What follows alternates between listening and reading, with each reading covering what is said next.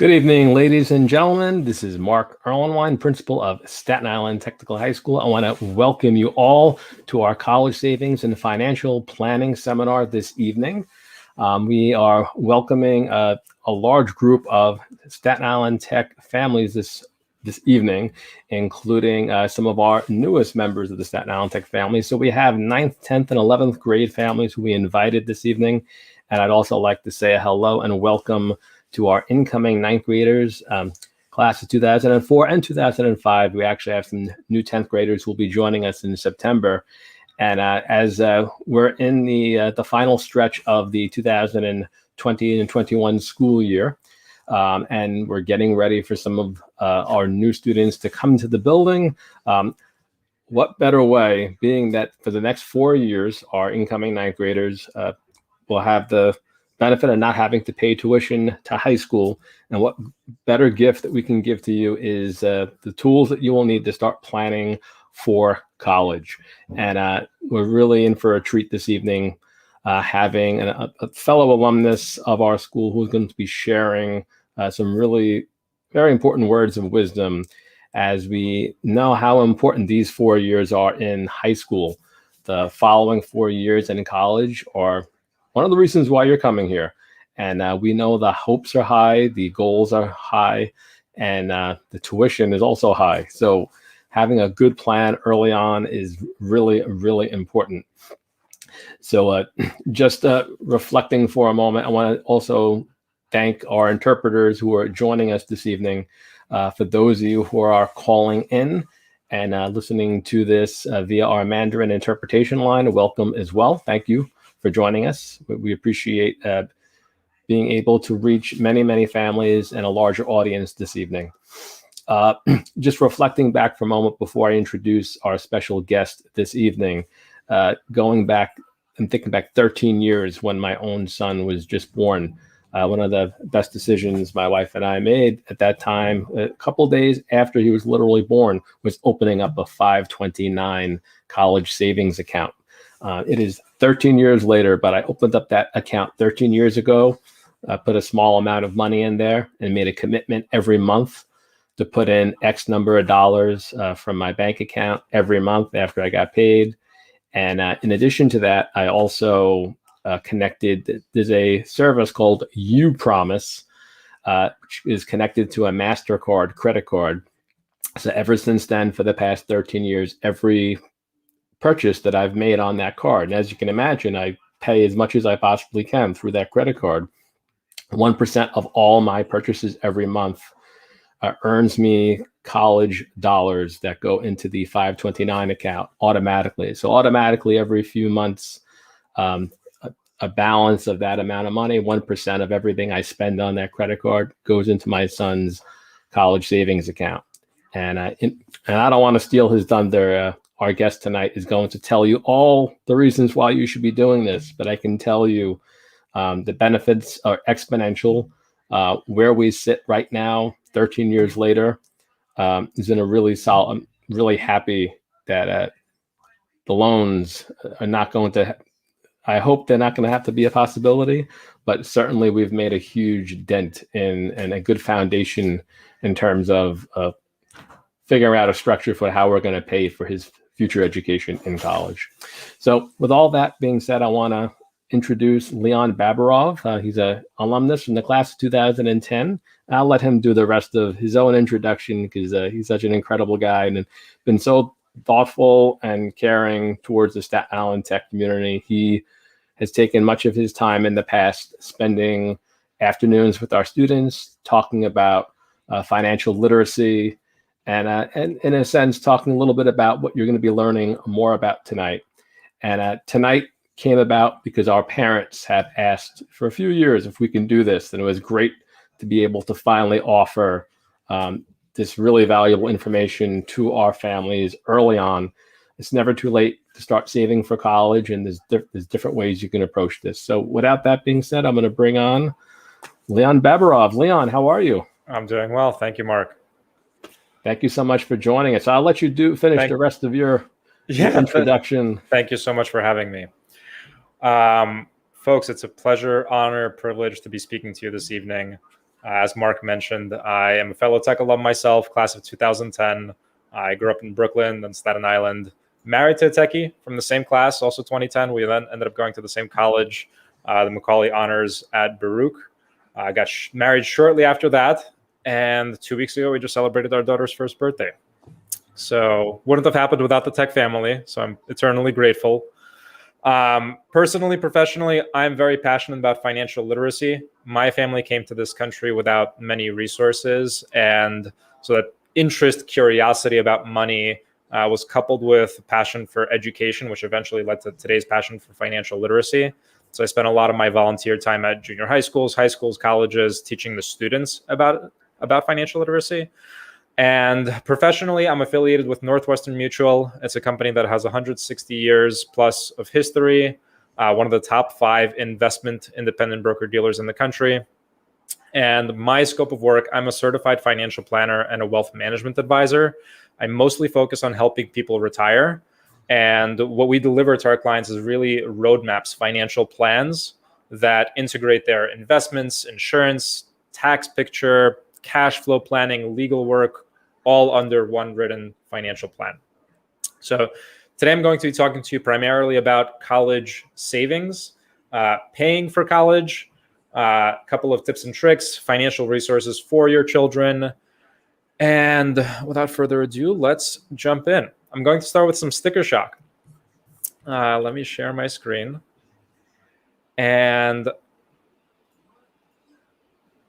hopefully you can all see that now. And I'm going to start with the price of college. That 4 years of undergraduate tuition today, and I'll show you just 2 resources. One is for NYU, local private university. Another one would be MIT. 4 years of private college tuition today. Tuition alone is approximately $56,000, $57,000.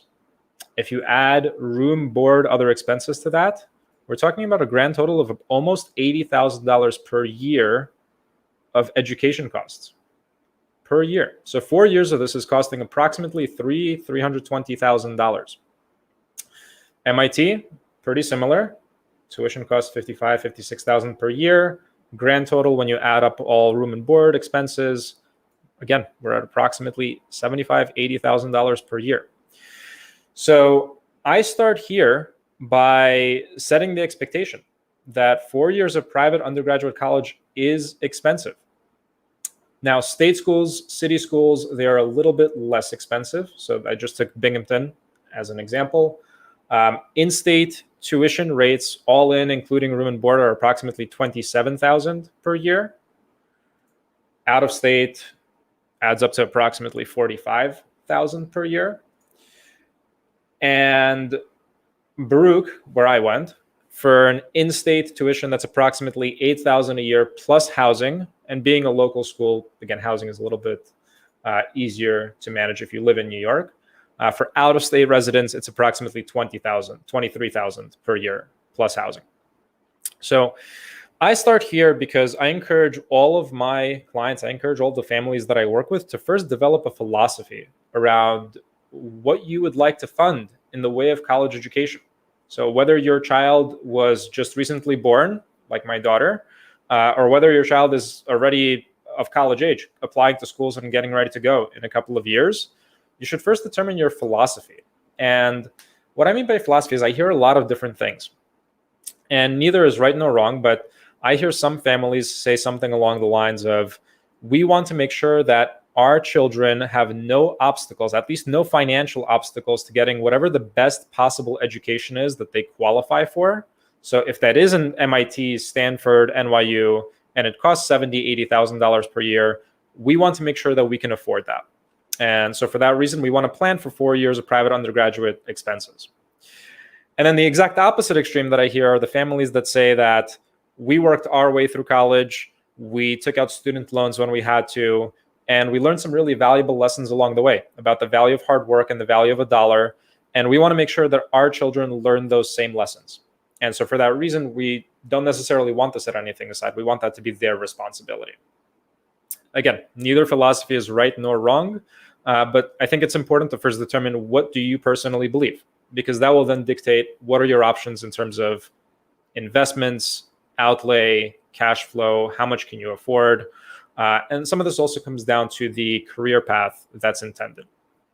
So I start there to kind of create the sense of importance and urgency that you should not procrastinate these decisions. Because if you're getting sticker shock, you'd rather get the sticker shock now, hearing it from me, than when the child gets into the school, they say, Mom, Dad, I want to go to MIT. It costs $80,000 per year. And then you're scrambling, how are we going to afford that? So some careful planning in advance goes a really long way. In terms of resources, how do we actually afford that? So whether it's $10,000 a year or $80,000 per year, what do we do? I'm going to share my screen again. And where everything begins, you've probably, if you've heard of any forms of financial aid, you've probably heard of this FAFSA form, FAFSA. I believe the screen should be shared now as well. Yes, there we go. And the FAFSA is a government form. You can find it on studentaid.gov. So I intentionally didn't have a PowerPoint prepared because I thought it'd be a little bit more intuitive to actually show you the links and resources that you can access on your own. Studentaid.gov. The FAFSA form can be found there. And this is what it stands for, is Free Application for Federal Student Aid. This form is the foundation to financial aid. It is a need-based aid. It is a function of your family's resources, their assets, their income. That is the first step in determining, do you qualify for any need-based financial aid? I then recommend working with the financial aid offices of whichever colleges you're considering to further see if you are eligible for any financial aid packages. You would be surprised more often than not in terms of how much money is available through these free programs. Beyond need-based aid, we then have scholarships. We have scholarships that are also need-based, and we have scholarships that are merit-based. And one of the teachers at Staten Island Tech, Mr. Manzo, I will never forget this. I was sitting in an auditorium when he said, parents, and children and students, this is the only time in your lives when people will want to give you free money. So take advantage of it. Take advantage of the opportunities that are presented. 2 resources. Well, aside from Google, because if you just Google scholarships available, there are plenty of resources there. But scholarships.com is one. They have a very convenient directory. So you can use the scholarship search on their homepage to get matched to specific scholarships that may be specific to you and your interests, your intended career path, education path. There are things here, for example, for disabilities, for military affiliations, virtually any subject matter, any topic, there is a scholarship for that. So if we, for example, click on physical disabilities, there are scholarships for families that have children with all of these disabilities. If we click on, earlier I was looking through this, there was something for aviation. Here we go. There are probably 100 scholarships here, specifically for aviation, if that's your intended path, career path of interest. So look through scholarships. Again, it's free money. It is the only time in your lives when people will want to give your children free money. Another resource would be FastWeb. Very similar. It's a scholarship matching resource. And most of these are, again, either merit-based or need-based. Beyond scholarships, once your student applies to the school and once you've understood what is your financial aid package, what have they qualified for in the way of scholarships, if you further need additional assistance, if you do not have the resources and assets on hand to pay for that tuition, or you don't have the income to pay for that tuition, we would then look at student loans. Now, student loans are a really hot topic. There has been a lot of chatter about it recently in terms of student loan forgiveness, in terms of interest rates, consolidation, simplifying things considerably. That same website as before, where you can find the FAFSA, studentaid.gov. This is a great resource for understanding what student loan packages you have available. And ultimately, student loans come down to 2 primary types. There are federal public loans and there are private student loans. So the federal loans are depicted here. You have subsidized loans, unsubsidized loans, and parent plus loans. So going through each of these individually, subsidized loans are subsidized, as the name would suggest, by the US Department of Education, that whatever interest those loans have, the US taxpayer covers that interest while the student is in school and for some period of time, 6 months after graduation.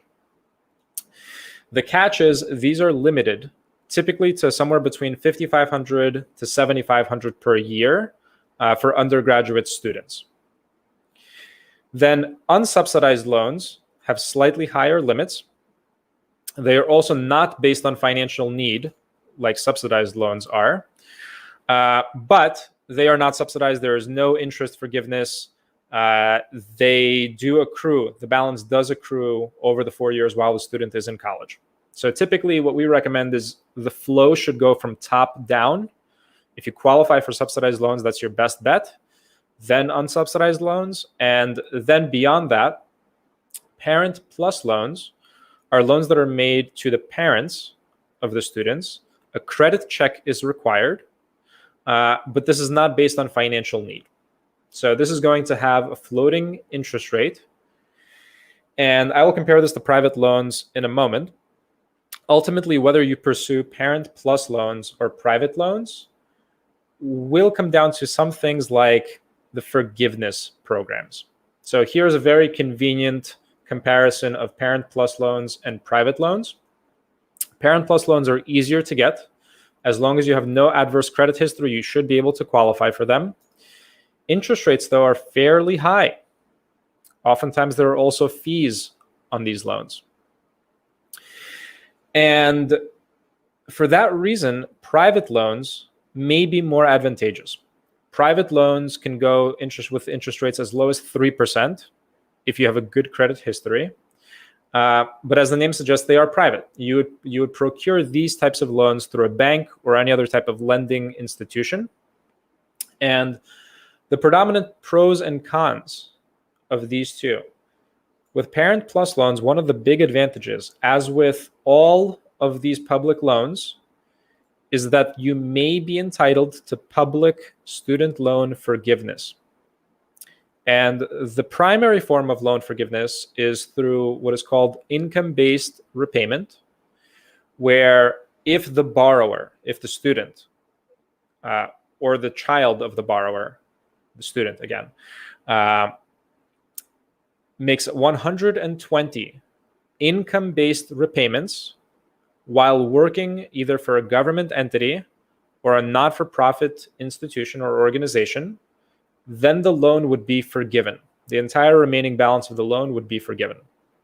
And that is a tremendous advantage, as you can imagine, that if you're borrowing tens or even hundreds of thousands of dollars prospectively, and after making 120 repayments, the loan is forgiven.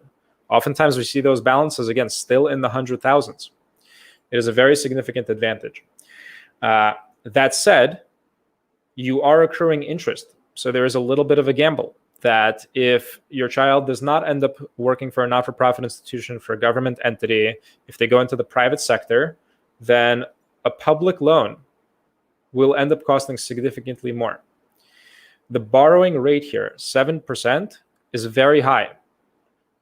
So for anyone here that may have a mortgage, you may be aware that current mortgage rates on your home are somewhere between 2.5% and 3.5% if you're a high-quality borrower.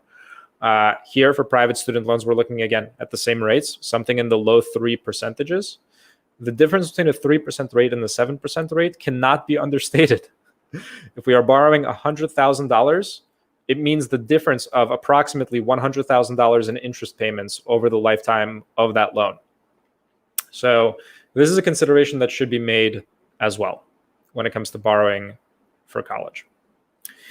Now, if you are a little ahead of the curve, and if you are saving proactively towards college, there are dedicated investment plans, as Mark mentioned, called 529 plans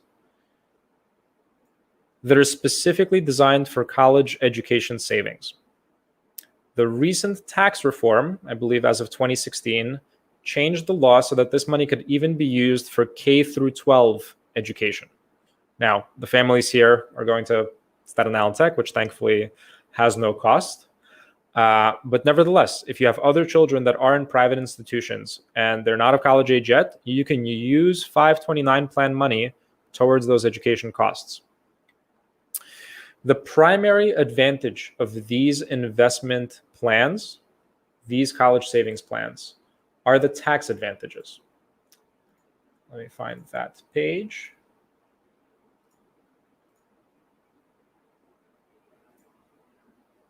Here. The primary advantage of these plans is that whatever contributions you are making to them, all of the investment growth inside of these accounts is not subject to taxes if the money is used for education expenses. So a traditional regular savings account or a traditional investment account, so not a 529 plan, you have to pay taxes on all of the growth. So even if you're earning something like 5, 6, 7% in interest every single year, which we're definitely not earning on our savings accounts nowadays, but if you have an investment account that is earning 5, 6, 7%, you have to be aware that you will eventually have to pay taxes on all of that growth. 529 plans shelter that growth from tax. It's one of the primary advantages.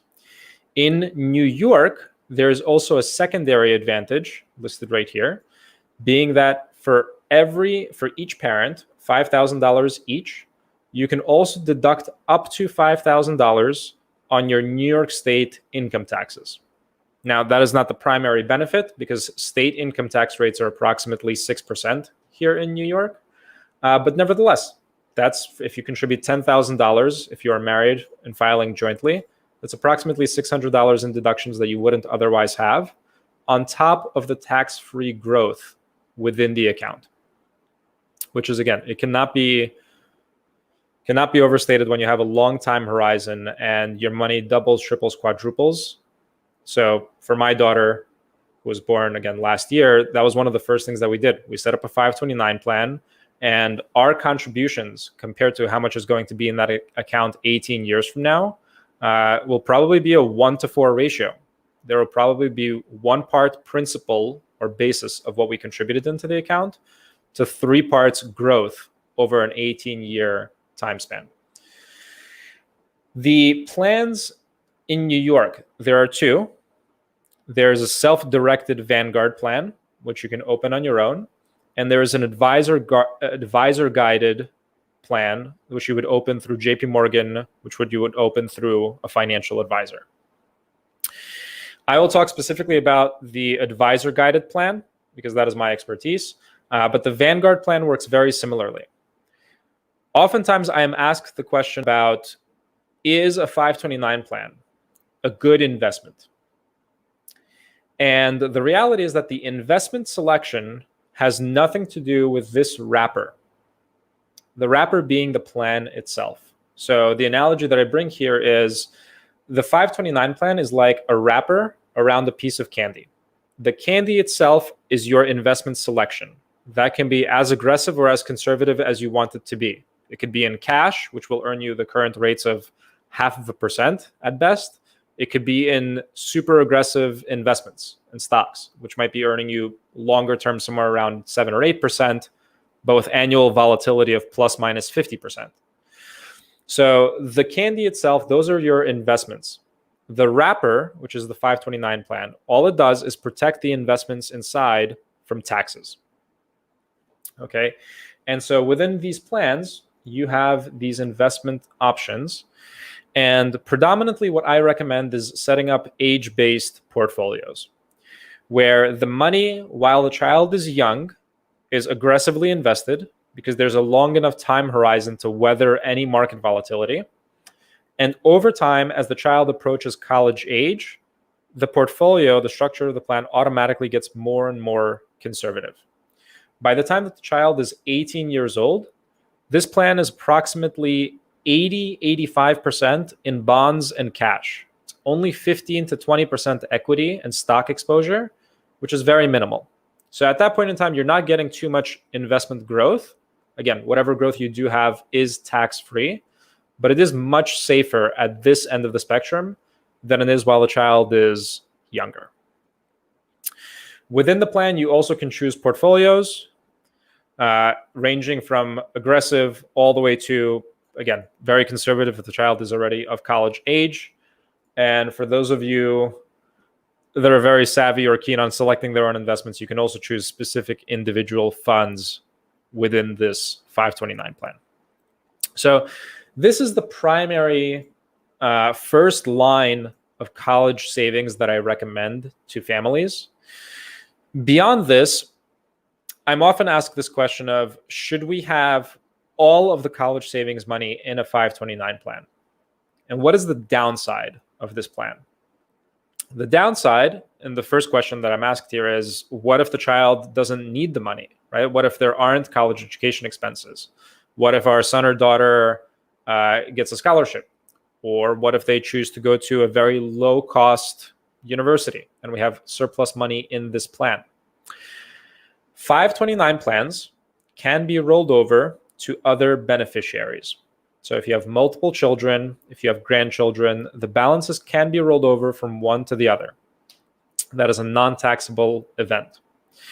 What I also point out is that in the worst case scenario, if this money is not used for college education expenses, if you have one son or daughter, they get a full scholarship, full ride to whatever university they choose to go to, and now you have this money in the 529 plan, what do you do with it? Whatever you contribute, this is the worst case scenario, whatever you contributed into this plan, you can take out at any point in time, at any age, for any reason, penalty free. And you would have to pay back those taxes, that state tax deduction in New York, which was, again, minimal to begin with. But your principal, whatever you contributed into these plans, you can take back out because you funded it with essentially after-tax dollars already. The growth within the 529 plan, if you used it for non-education expenses, the growth would be subject to taxes, just like it would have been anyway. There is also a 10% penalty on the growth if the money is not used for education expenses. Now, 10% is not super considerable. That's essentially an extra couple of years of growth and earnings. So what I advise families is, yes, you probably shouldn't have hundreds of thousands of dollars inside of these plans, but contributing at the very least, if your goal, if your target is to fund 4 years of undergraduate tuition and you have a very young son or daughter, or if you are already a few years away and you only have a few years to go, at that point, you should really fund that full $10,000 a year anyway. That is not a limitation. You can fund significantly more than $10,000 per year, but that is the New York State income tax deductible amount. So at the very least, what I recommend families that are married filing jointly is contribute that maximum $10,000 to get the state income tax deduction. For single families, single parents, that's $5,000. That, again, it will go a fairly long way, especially if you do it consistently year after year after year. That balance will add up. The math on this is if you fund for a child born today, so take my daughter as an example, who was born a year ago, so close enough. If you are funding that maximum $10,000 per year every single year, and you have it in one of these plans, that's enough to fund half of 4 years of undergraduate tuition in the future. Which, separately, I actually wanted to share this math with you as well. I mentioned before that 4 years of undergraduate tuition today costs $320,000.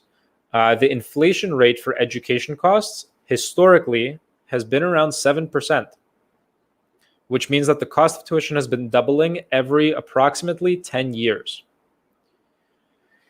Going forward, with the rise of online institutions, political pressures, I expect that rate to slow down a little bit, but I think 6% is entirely still realistic. So for a child born today, the cost of education is going to be doubling every 12 years going forward. So for my little one, who's 1, I'm expecting that 4 years of undergraduate tuition is going to cost approximately $750,000 by the time that she's 18 years old.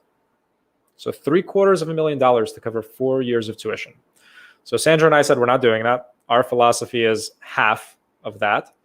And so again, if you're contributing that $10,000 per year, that'll get you to that half 50% benchmark of 4 years of undergraduate tuition. Other investment options. If you choose not to pursue the 529 plan, you can open a regular taxable investment account. So if you are averse to paying that prospective tax and the 10% penalty, you can open a traditional investment account in your own names. And separately, I'll talk about opening investment accounts in children's names, which I'm not a fan of. You can open an investment account in your name.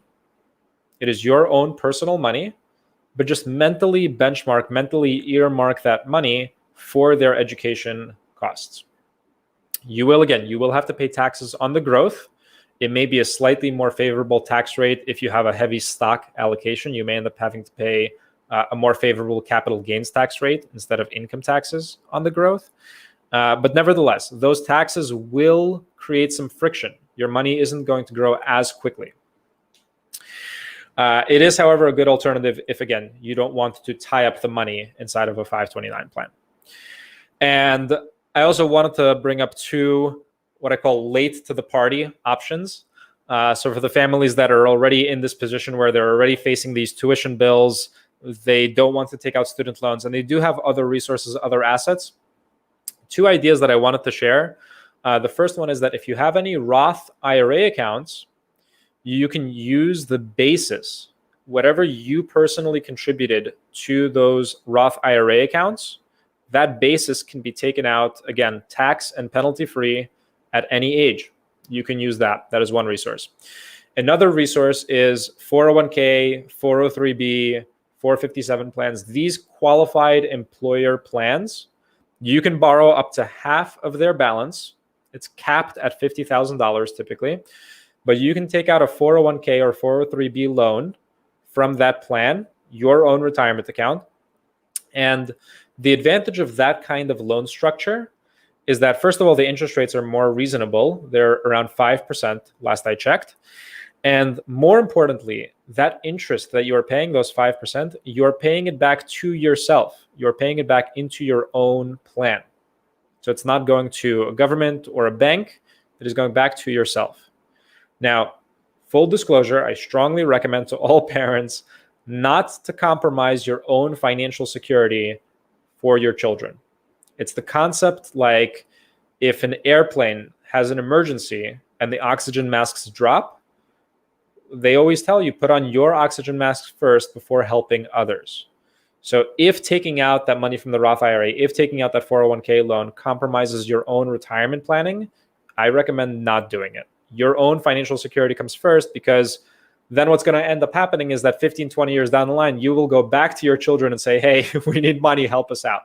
So to avoid that whole dynamic, again, make sure that your retirement planning is secure, that your financial security is sound first.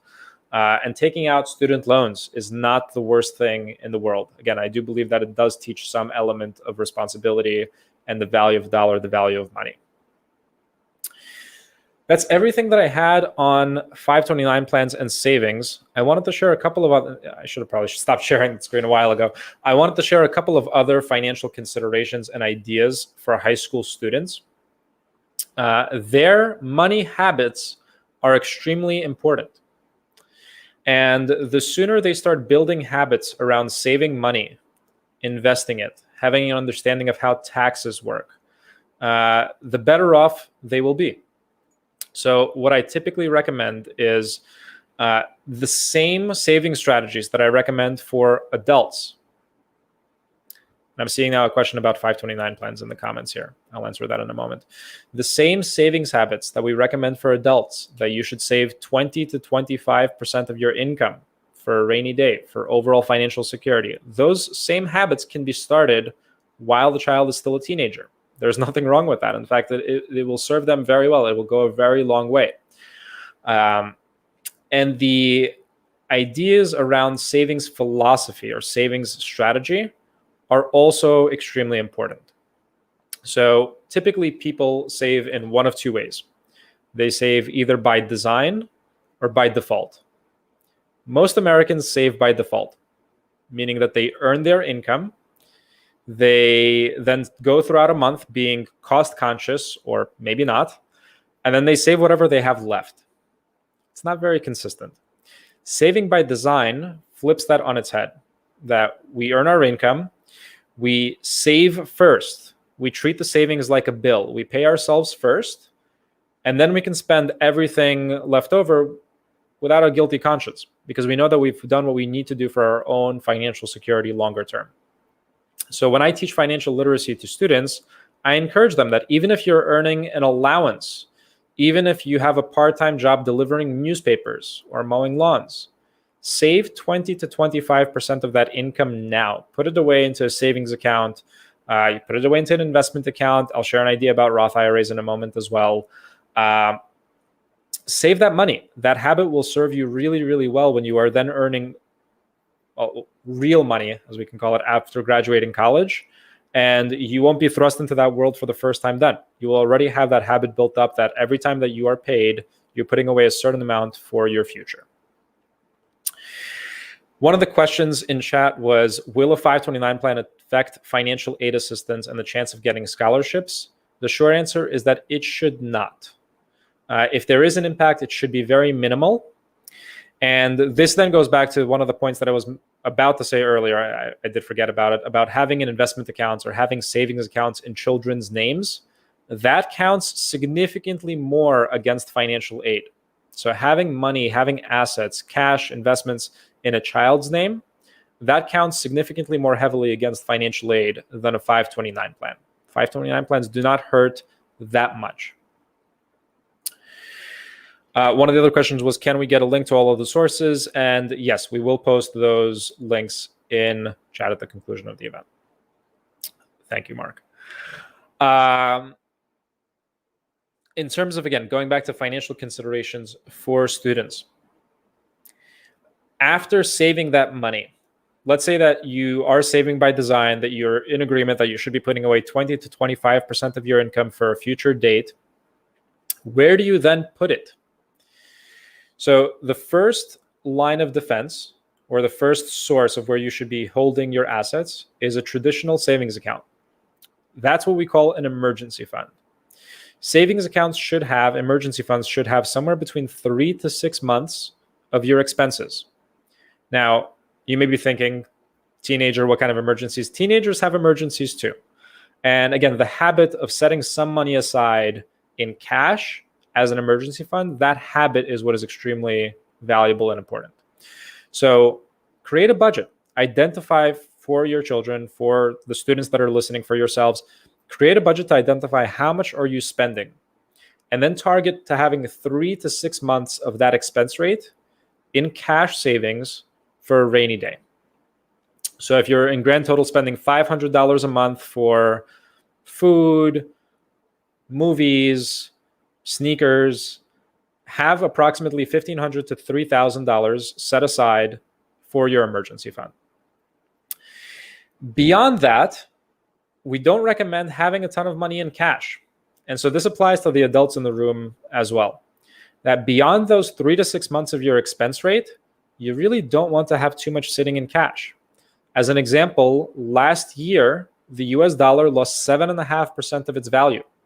Right? The Federal Reserve injected over the last, 14, 15 months or so, there's approximately $4 trillion injected into the economy. And just today, I've been reading a bunch of headlines about inflation, about how inflation is ticking up to approximately 4%. That's the highest it's ever been since 2008. So the money that we all have sitting in cash, we have to understand that it's losing value every single day. All right? Interest rates on cash deposits, if you're in a high yield savings account, the best case scenario is that you're earning 0.5% on that cash. To add insult to injury, that 0.5% is then taxed. So your effective growth rate on that cash is absolutely minimal. And again, meanwhile, every single day, inflation is eroding its purchasing power. So beyond 3 to 6 months of your expense rate, that money should then be invested. Whether you are 15 years old and your expenses are $500 a month, or whether you are 35, 40, 50 years old and your expenses are $5,000 per month, beyond that expense rate, beyond that emergency fund that you have, that's 3 to 6 months of your expense rate, your money should be working for you. It should be invested in some way, shape, or form and growing over time. Which turns us to investments. And investments are a rabbit hole that goes very deep, so I'm not going to get too far into it. But I did want to offer one idea for these younger professionals, for the students in the room, and for the parents of these students, is open Roth IRA accounts for them. Roth IRAs, and that's spelled ROTH, IRA. The IRA stands for Individual Retirement Account. These are tax-sheltered wrappers around the investments, and they work similar to a 529 plan in that all of the growth within that Roth IRA is not going to be subject to tax, but the trigger is different. The trigger with Roth IRAs is that it's not for education, it's an age trigger, and the age threshold is 59 and a half. So whether you are an adult or a young professional, tax-free growth is extremely valuable because we are putting money away into these accounts, into these plans, and we never have to worry about what taxes will be in the future in the country. That all of that money, both the principal and the growth, will be sheltered from future tax rates. Compared to, say, a 401k, where the money that you're putting into a 401k, which is an employer-sponsored plan, you get a tax deduction today. You end up not having to pay taxes today on those contributions, but you have to keep in mind that you will eventually be taxed on every dollar inside of that 401k, 403b pre-tax plan. Both the principal and the growth will eventually be taxed at ordinary income tax rates, which we don't even know what they're going to look like 12 months from now, let alone 12 years from now. So tax-sheltered wrappers, 529 plans, Roth IRAs are extremely valuable. Roth IRAs, again, specifically for younger professionals, for students, I think are a great idea. And one additional tip for parents is match their contributions. Your 401k plans probably have matching contributions from your employers, that for every dollar you contribute into that 401k, your employer is matching that to some degree as well. They're contributing $1 or 50 cents into that plan for you as well.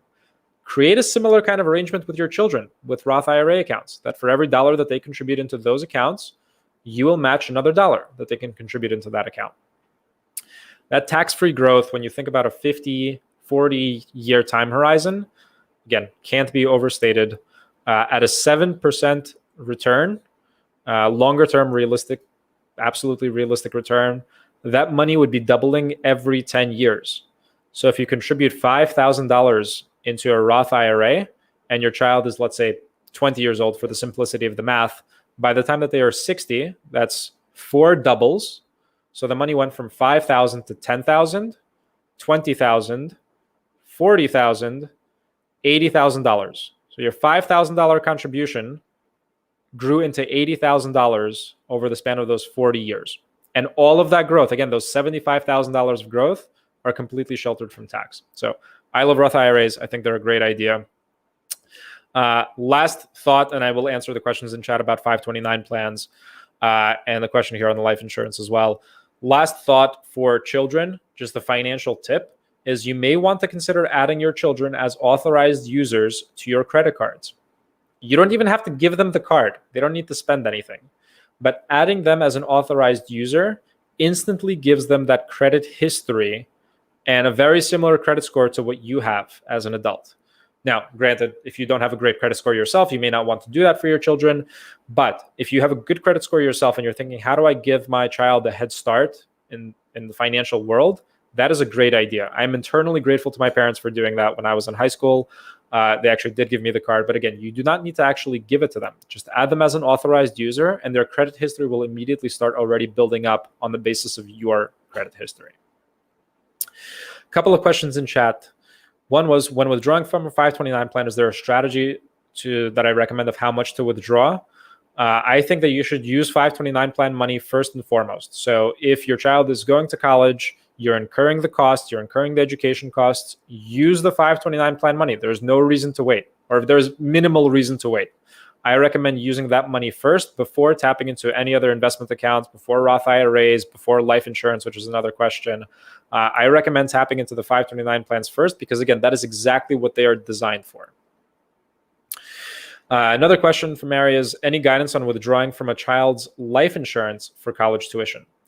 So if you took out a permanent life insurance policy, a cash value life insurance policy for your children, and that cash is accumulating, you can use some of that cash value to pay for college education expenses as well. You can borrow the money from the cash value in the form of a loan to pay for tuition. This is a very specific case-by-case kind of question. So, Mary, unfortunately, I don't have a general recommendation or insight for you. I am generally of the opinion that the money should not necessarily be used for education out of cash value plans. I think it is a better longer-term strategy. Typically, cash value life insurance takes somewhere around 15 years or so just to break even, just to be economically beneficial. It really takes something like 20 plus years for that cash value to start growing significantly and earning full dividends. I think also passing that cash value policy on, reassigning ownership to children, I think is also a good idea. Make it their responsibility. Teach them the value of these types of policies and where they fit into their financial future, why they should be funding them. So personally, I took out one of these policies for my daughter. The way that I plan on intending using it is not necessarily for her college costs, but when she is old enough to understand what it is and how it's used, to reassign ownership to her so that she's funding it on a going forward basis to supplement her own retirement 60 years from now. Mandy asks, which way is better in terms of credit history, having them apply credit cards when they reach 18 or add them as authorized users? I think both. I think that you can absolutely and should absolutely do both. Have them as an authorized user on your accounts. It gives them the instant credit history. So if you have excellent credit history, they will instantly have excellent credit history as well if you add them as an authorized user. But once they are 18 years old, they should apply for their own cards as well, because eventually you will want to take them off as authorized users off of your accounts, and they should have their own credit history at that point in time. Credit scores are a function of five or six primary factors. One of the biggest ones is credit utilization. So what percentage of your credit limits are you actually using? The number of accounts that you have open. But another really big one is the average age of your credit history. So if a child is 18 years old and they just opened their very first credit card for the first time and they're not an authorized user, their credit age is 0. They're a completely new person to the financial system. And so their credit score is actually going to take a little while before it's even formed. Again, if you are adding them as an authorized user, it's a jump start. It gives them an instant history, instant high, excellent credit score. And then you can essentially bootstrap, you can piggyback their own personal credit cards to that history, to that credit score. Another question is, when's the best time to start financial aid or student loan hunting for these packages?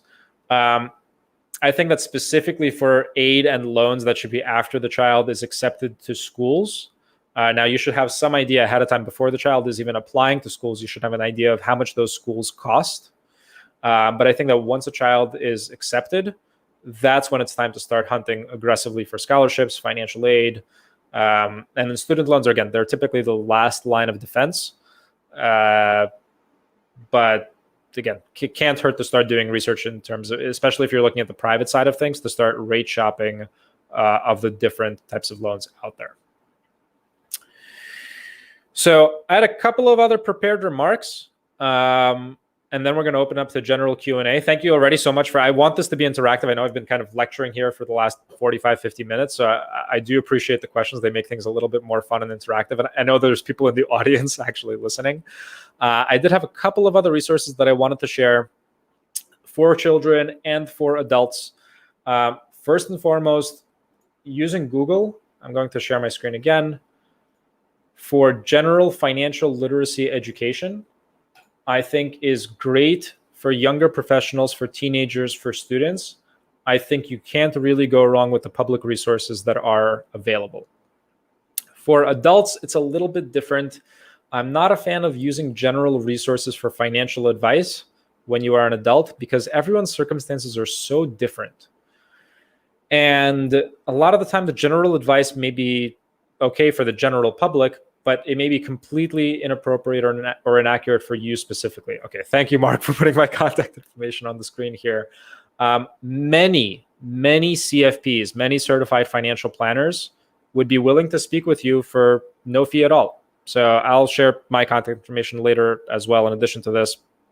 But really, most financial planners, they're really passionate and they want to help their communities. So to just get general financial advice, unless you're worth something like more than $10 million and you have complicated estate planning matters, most financial planners would be willing to sit down with you and create a financial plan or roadmap without charging you fees for it. So I highly encourage and recommend doing that. Find a fiduciary. It's an extremely important part. Find a fiduciary, ideally a certified financial planner.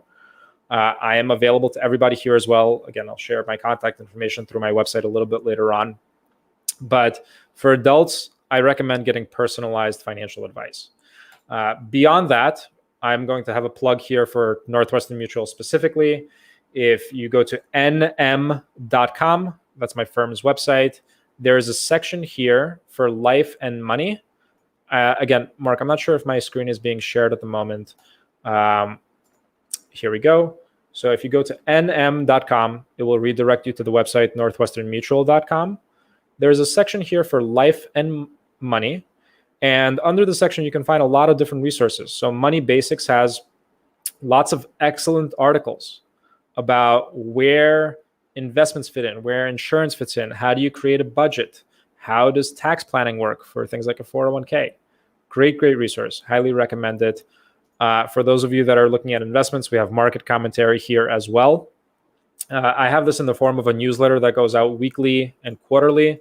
So the way to get that would be if you go to my website, if you go to leonbaburov.com,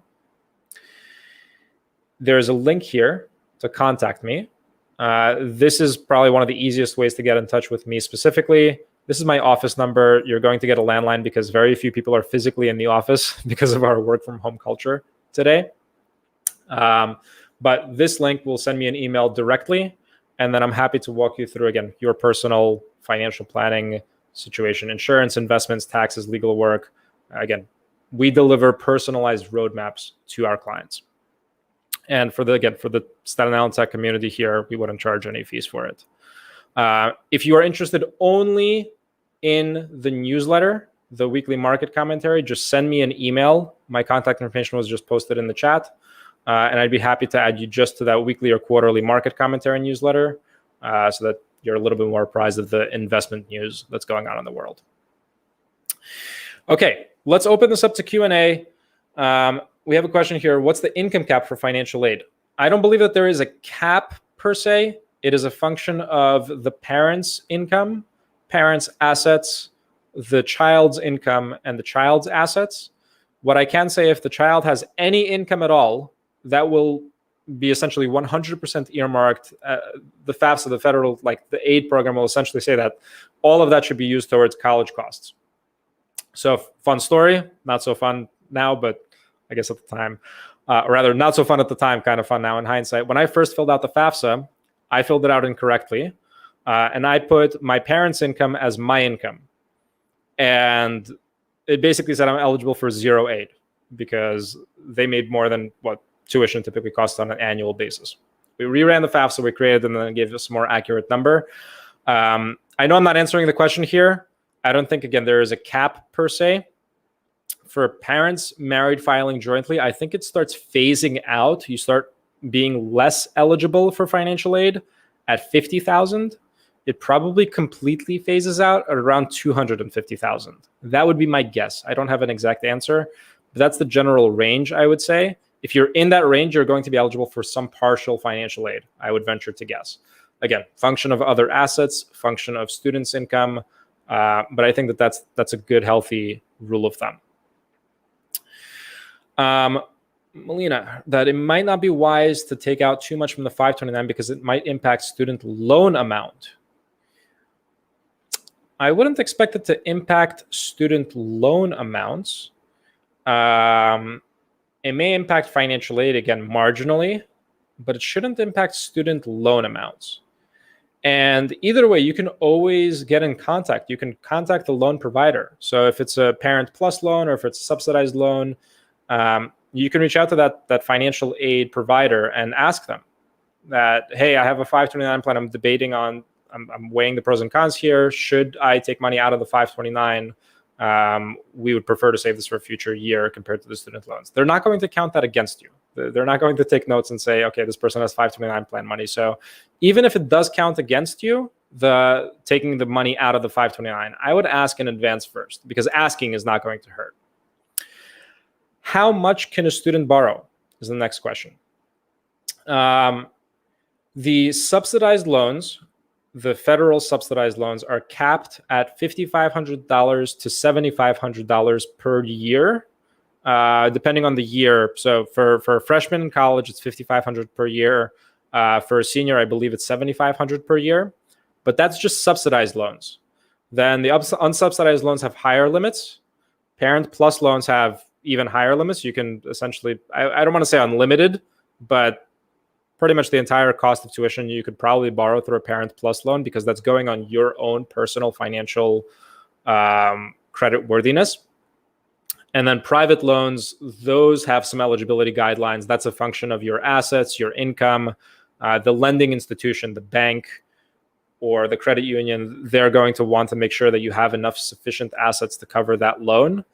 But really, there are no limits on this, which is kind of scary.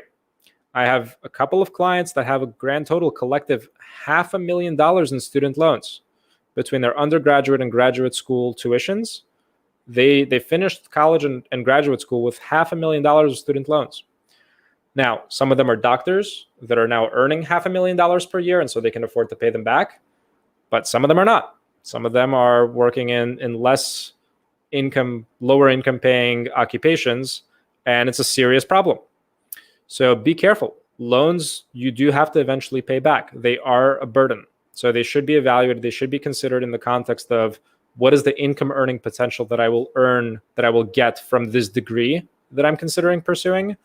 And will this higher cost of tuition really help me in my career? So I went to Macaulay at Baruch. So I'm going to have a plug for Macaulay as well. Macaulay is a tuition-free program. It is for 8 of the CUNY schools here in New York, and it was excellent. I had a great time. Completely tuition-free. They also have an opportunities fund that my wife and I, we studied abroad in Argentina for a month. We didn't pay a dime for that. And the overall experience was excellent. Our overall college costs, I don't want to say zero. We had some costs for textbooks and things like that, but it was pretty close to zero. And we're both in great careers at this point today. We're really happy with where we are and what we do. Would we have been in better careers if we went to an MIT, Stanford, Harvard? I don't think so. Now, that being said, there are certain professions where you will want to go to the best possible academic institution that you can qualify for. So some of these higher tier law firms, investment banking firms, medical school is a little bit different, but some of these professions, you should consider the opportunities that you would have, the exit opportunities from a better institution or a more expensive institution. It is not, and I repeat, it is not because of the academic caliber. The academic caliber is pretty much the same across the board. Whether you're going to a 4-year private, public, city, state school, the quality of the education always comes down to what will you make of it. The exit opportunities, a lot of it comes down to the name recognition. It comes down to the on-campus recruiting opportunities, which banks, which law firms are recruiting from the school directly, are on-campus recruiting from the school, and your network. Who are the peers that you are surrounded by? All right. And again, you can make an excellent career out of the less expensive universities, but generally speaking, the peers that you will have at the schools that require a 14 or 1500 SAT score. I'm not sure if we're still on the same SAT score system as we were when I was in school, but top tier, top like 2 percentile SAT score, the peers that you're surrounded by in those top tier institutions, that may make a difference in your career as well. The networking opportunities that you're presented with. Mark's asking about Powerball numbers. I don't have the answer to that. Financial advisors do not have a crystal ball. This is actually, I know that was a joking question, but I do want to have a plug here for investment and financial advisors who are honest with their clients about what to expect in terms of things like rates of return. And I don't have the resource to be able to pull it up right away, but these are fairly shocking numbers that if we're looking at the next 30 years of returns of capital market assumptions for cash today is earning, like I mentioned before, 0.5%. Longer term, over the next 30 years, the average rate of return on cash is expected to be approximately 1.5%, a hair less than that, 1.4%, 1.45. The 30-year assumed returns for bonds, which are conservative assets, those are expected to be 2.4%, 2.45%, something around there. And that's, again, those are safe assets. And stocks, depending on the aggression level of your stocks. So if you have US large company stocks, like that are companies that are part of the Standard & Poor's 500 index, the Dow Jones Industrial Index, the NASDAQ, those stocks are expected to return over the next 30 years, something around 6%. And so there's a lot of volatility in that number. It's 6% plus minus 50 in any given year. But you really shouldn't expect the days past. If you looked at the last 30 or 40 years of stock returns, those have been around 10 or 11%.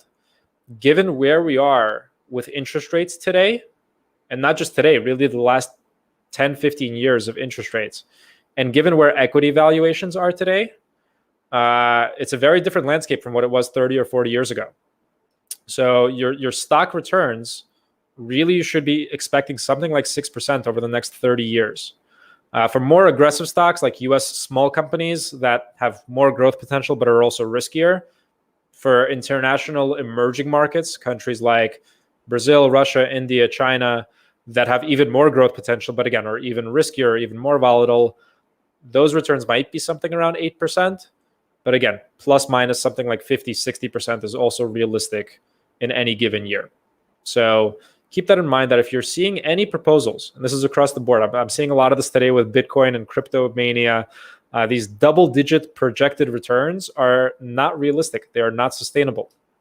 A rule of thumb on investing is that, and this isn't the rule of thumb, I'd even call this a law at this point, that 90% of your investment outcome, 90% of your return, your end result, is going to be a function of just one variable, just one thing. And that's how much risk you took on. So bear that in mind, that if stocks, which are generally considered aggressive, again, plus minus 50%, 2008 large cap stocks, those S&P 500 stocks, in the worst 12-month period, were down more than that. They were down something like 55 or 56%. So if stocks that have that kind of volatility are projected to earn 6% over the next 30 years, if someone is promising 10%, something is off. Something is fishy. All right. That was what I wanted to share on investments. Any other questions from the chat? Mandy, you're very welcome, fellow Bearcat. Baruch. What else? Anything else?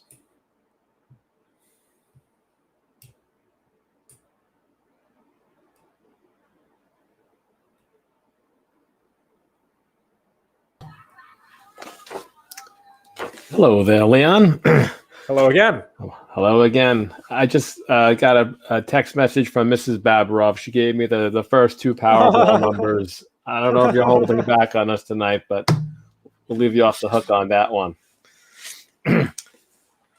But I think based upon the questions we've received so far, I think we've gotten most of those questions answered. And although there weren't an abundance of questions, I think that's because you answered and addressed so many of the things that we were thinking about coming into this evening. Absolutely. I wanted to share the links. How would I? Best way we can do it, you can post them into the comment section right here if you'd like. You can even do that once this broadcast ends. Okay, I don't think I have a chat box for comments. I have the chat box for private chat. I'm going to post them into the private chat, and if you could just copy paste them.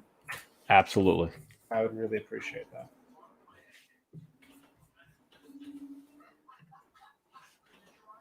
Folks, in the meantime, last chance for questions, comments, feedback. Always big on feedback.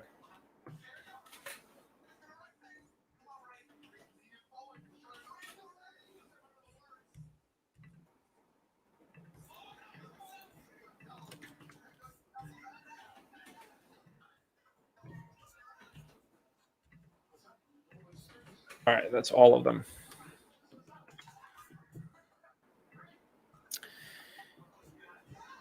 Yes, we're pasting the resources, the links that I went through into the comments right now. So that's the resources for the scholarships, the financial aid form, the differences between the different types of federal loans, the comparison to private loans. Some of these are public government websites. Some of these are private websites. We do not endorse or sponsor any of the private websites except for Northwestern Mutual. And then my personal website link is going to be posted here as well.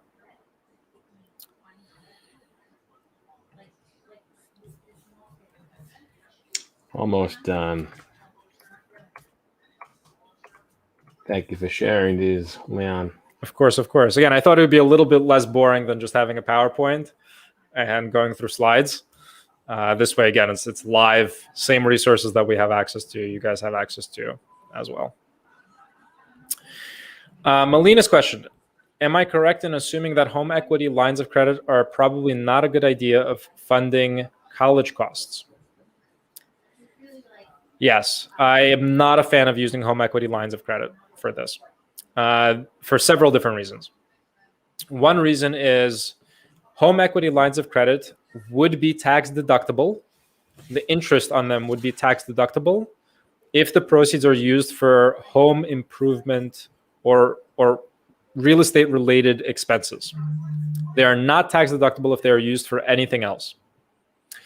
Another big reason is that this is oftentimes the last line of defense and the last resource that families have for their own personal retirement planning. And we typically, when we create retirement plans, we don't count on home equity in the plan itself. We save that as an emergency, as a backstop, so that when you are 75, 80, 85 years old, and if you are running out of investment assets, that we still have equity in the home that we can tap into as well, just in case. So depleting that emergency fund, I will call it an emergency fund, depleting that equity in advance, I don't think that is a prudent use of capital. Again, put on your own oxygen mask first. Student loans, I think, would be, especially again, if you can qualify for a home equity line of credit, you would qualify for a student loan. And if it's a public student loan, that interest will be tax deductible. If it's a private loan, I don't believe that private student loans are tax deductible, the interest on them. But nevertheless, your rate is going to be very similar, probably just as low as it would be on the home equity line of credit. So the short answer is not a fan of using them. There's another question of, are some types of assets less impactful on financial aid than others? The short answer is yes. So home equity, as an example, I don't believe is counted at all, which could be both a blessing and a curse, because if you have an enormous mortgage balance, that's not going to necessarily help you with financial aid. But if you have a very expensive home, that's also not going to count against you in financial aid. Investment assets, short of 529 plans, investment accounts, cash accounts, I think those are all treated approximately the same. 529 plans, as I mentioned before, are a little bit more favorable. And lastly, things like life insurance, cash value, those are not reportable at all. So those assets are essentially hidden from financial aid, which creates a pretty valuable opportunity and strategy there. I know there was a question before about cash value life insurance on children. It's very different from cash value life insurance that adults have. If you are an adult and you have cash value life insurance, that might make a very good resource actually to pay for education costs, because you'd be borrowing money from the cash value at pretty favorable rates. That money is also on a tax advantaged basis. And then you have the opportunity of paying it back basically to yourself, similar to the 401k loan. We actually didn't talk about insurance at all. which I think is a miss. That was probably a miss on my behalf. I'm going to have a plug for insurance as well. Insurance is a foundational part of financial planning. Life insurance and disability insurance, and if you're older, long-term care insurance as well, are extremely important to have. And oftentimes I'm met with this question of, well, what's the likelihood of something happening? Should I really be paying the premiums for these protections if nothing happens? It's not about the probability. It's not about the likelihood of something happening. It's about the financial consequences if it does happen. Right? So for younger professionals, as an example, if you are 20, 25 years old, straight out of college, disability insurance is probably one of the most important financial decisions that you can make to purchase, because that insurance is going to protect your income. And when you're 20 or 25 years old, your income is by far your most valuable asset. If you are married or have children, or if you're unmarried, if anyone is financially dependent on you, then you should probably have life insurance. A general rule of thumb is that you should have somewhere between 10 to 20 times your income in the form of life insurance. Again, not because something will happen to you, but because the financial consequence, if it does, again, I'll just use myself as an example. So my wife and I, if something happens to either of us, and if we didn't have life insurance, it would be devastating. We may still be able to pay for our bills, but it would significantly compromise the quality of life. We probably wouldn't be able to continue funding our daughter's 529 plan. We probably wouldn't have enough saved up for retirement, which would mean that the surviving spouse would have to work significantly longer. So insurance is the foundation to a plan. It's boring, but we think of it like when you are building a house, the very first step of building that house, even if your dream house and you have 4 stories and huge backyard, the very first step is pouring a concrete foundation. It's a very boring step, but that's what gives you the foundation. That's what gives you the stability to build the rest of the house. Same thing with financial planning. The foundation of financial planning is savings strategies, debt reduction strategies, and insurances and risk management. So disability insurance, life insurance, if you're older, long-term care insurance, these are all fairly minimal costs as well. You might be thinking 10 to 20 times my income, like what are we talking about? $1 million of life insurance, how much is that going to cost us? If you're in good health, just as a sample, if you're 40 years old and in good health, $1 million of life insurance is something like $50 a month, right? Protecting disability insurance. Disability insurance cost ratios are typically somewhere between 2 to 5%. So if you are a young professional, if you're 25 years old, 30 years old, recently out of college, to protect, let's say, $1,000 a month of income, that might cost you realistically something like $20 to $30 a month. These are not expensive policies, but they provide so much protection and so much peace of mind. Absolutely foundational. We have a couple of questions here. So is a high home mortgage beneficial towards financial aid? No. It is neither beneficial nor... so the mortgage question first. Yeah. So a large mortgage balance is, as far as my understanding goes, neither beneficial nor detrimental towards something like financial aid. My belief is that, or my understanding is that home equity, and there's another question here about vacation homes as well. My understanding is that home equity is not counted against you for financial aid. Don't quote me on that, please. I'm about 90% sure of that. But again, my understanding is that home equity does not count against you in financial aid. Is a large 401k balance a disadvantage regarding financial aid? Well, again, kind of a trick question. Will you receive a smaller financial aid package if you have a 401k with a high balance versus not? Maybe, but I would much rather have a large 401k balance and not qualify for financial aid than the other way around. Because the 401k, again, is a tax-advantaged plan that you're saving for your own retirement. And then you need to ask yourself, okay, if my money is not in the 401k, where else is it going to be? It's going to be in an investment account, most likely. Assuming you're comparing apples to apples, that investment account is actually probably going to count against you a little bit more, first of all.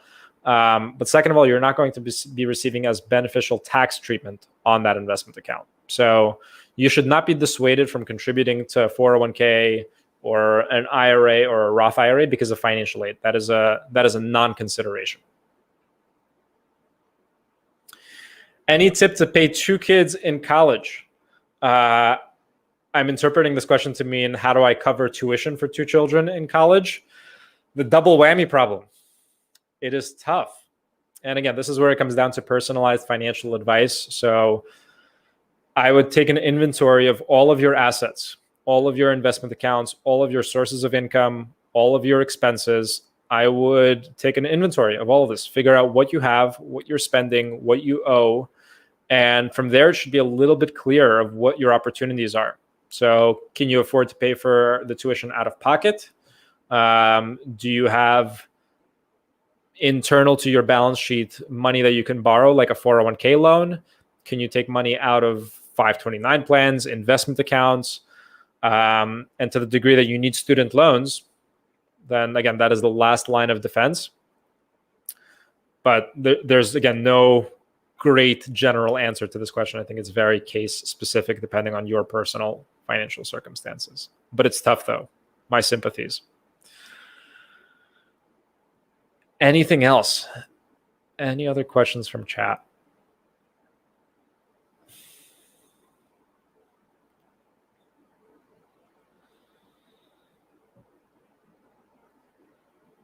All right.